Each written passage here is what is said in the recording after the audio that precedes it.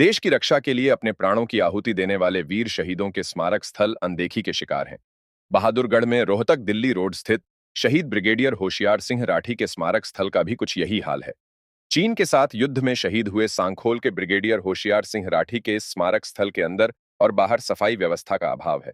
बाहर नाला भी बदहाल है।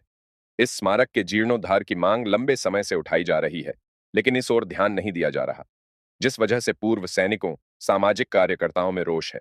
अमर शहीद ब्रिगेडियर होशियार सिंह स्मारक के जीर्णोद्धार को लेकर जन रक्षा मंच ट्रस्ट की ओर से रविवार को एक बैठक आयोजित की गई।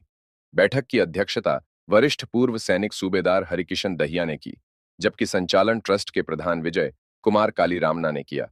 बैठक में पूर्व सैनिक संगठनों, सामाजिक कार्यकर्ताओं और गणमान्य व्यक्तियों ने भाग लिया।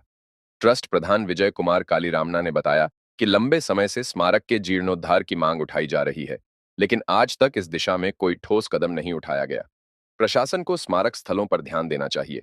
रेलवे रोड पर शहीद कैप्टन कुलदीप के नाम से द्वार भी बनवाना चाहिए।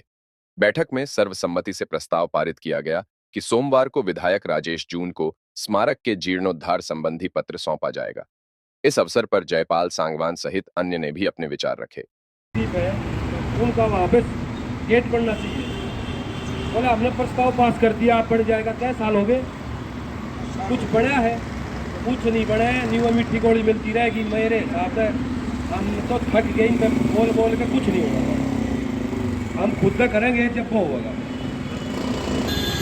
मैं भाई से सहमत हूँ। यहाँ पे आज के दिन तो विधायक है, देखो हमारा भाई, मैं पर्सनली नहीं जाता हूँ, लेकिन इस काम के लिए आप सभी कहोगे ना, अब निर्णय ले लो, क्योंकि चेयरमैन तो करा नहीं, मैंने देख लिया कई बार कर करके।